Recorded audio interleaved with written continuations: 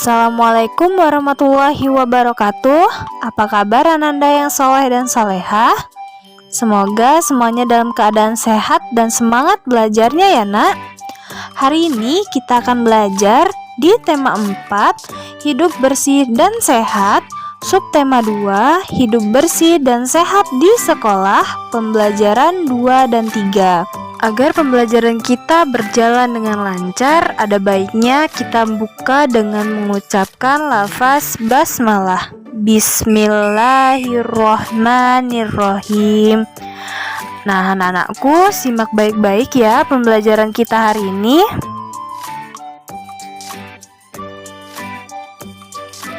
Halaman kelas yang bersih.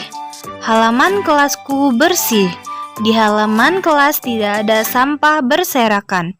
Semua siswa selalu membuang sampah ke tempat sampah.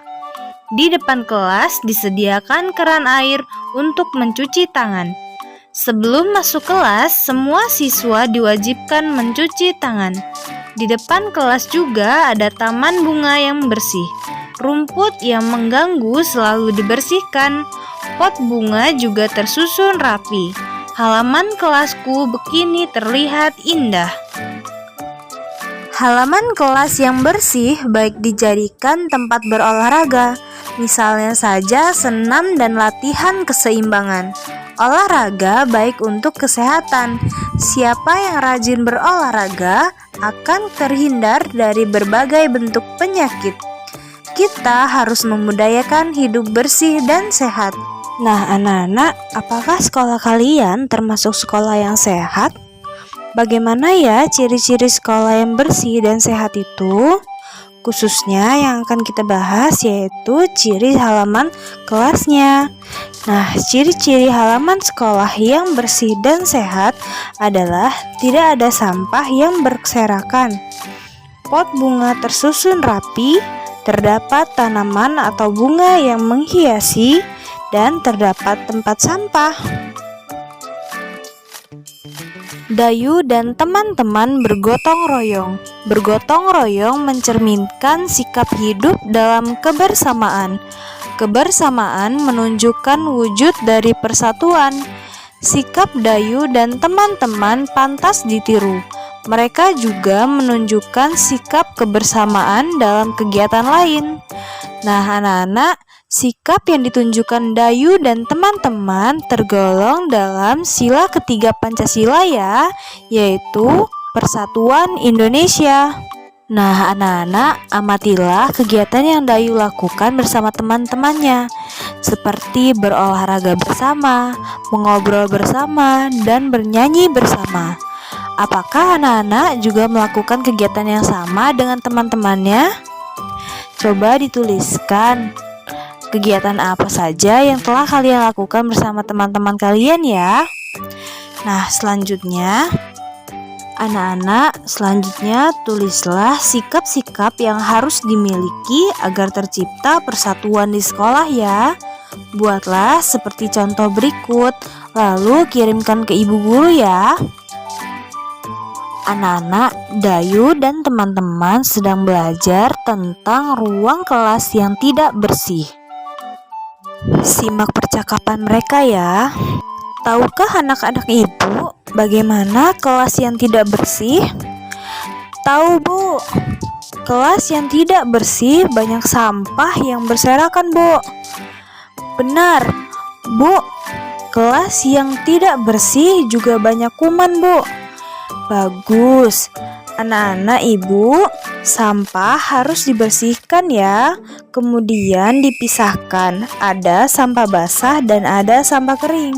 Kita harus selalu menjaga kebersihan ya nak. Jawablah pertanyaan berikut. Nomor 1. Apa isi percakapan guru, Dayu, dan teman-teman?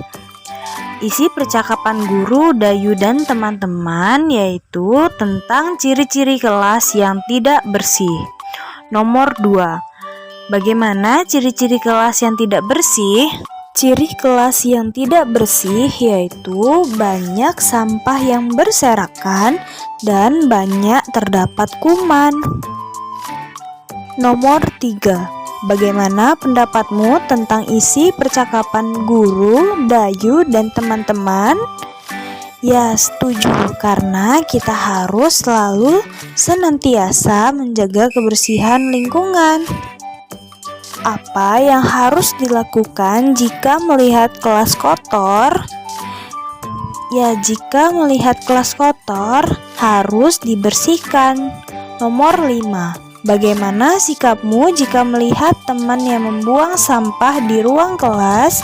Kita harus menegurnya agar tidak melakukan hal itu.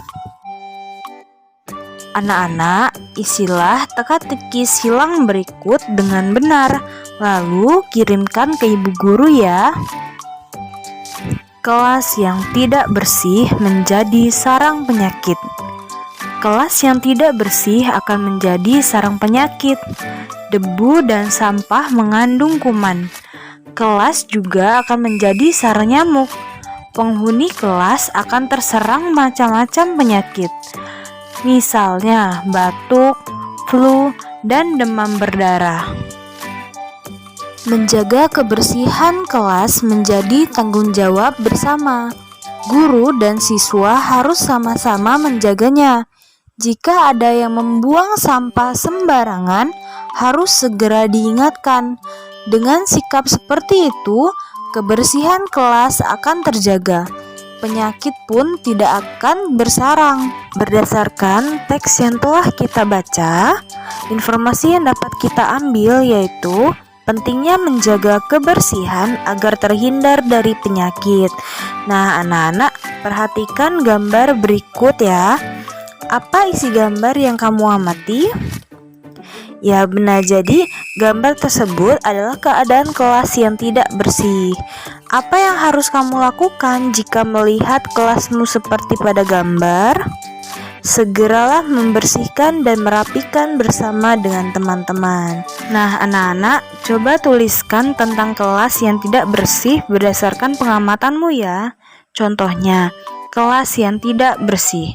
Kegiatan belajar mengajar akan nyaman apabila keadaan kelas terjaga kebersihannya. Namun, jika kelas kotor, belajar menjadi tidak nyaman. Pasti banyak debu di mana-mana. Debu akan membuat kita batuk. Selain itu, sampah yang berserakan membuat ruang kelas menjadi bau. Anak-anak, perhatikanlah bangun-bangun datar berikut. Tentukanlah sisi, sudut, dan titik sudut berdasarkan pada bangun datar tersebut ya. Contohnya, bangun datar yang memiliki sisi 5, sudut 5, dan titik sudut 5, yaitu bangun datar persegi 5. Nah, untuk bangun datar yang memiliki sisi 6, titik sudut 6, dan sudut 6, yaitu persegi 6. Anak-anak bisa melakukannya seperti contoh tadi ya, untuk mencari banyak sisi, sudut, dan titik sudut pada bangun datar A, C, dan E berikut ya. Anak-anak, mari kita kelompokkan bangun-bangun datar berikut. Yang manakah yang termasuk dengan segi 5 atau segi 6 ya? Benar, jadi yang termasuk dengan kelompok segi 5 yaitu gambar bangun datar 1, 2, dan 5. Dan untuk kelompok bangun datar segi 6 yaitu gambar bangun datar 4 dan 3. Baiklah anak-anak, ibu rasa cukup pembelajaran kita hari ini. Semoga bermanfaat. Sebelum kita mengakhiri pelajaran kita hari ini, ada baiknya kita mengucapkan lafaz hamdalah. Alhamdulillahirabbil alamin. Ibu akhiri, wassalamualaikum warahmatullahi wabarakatuh.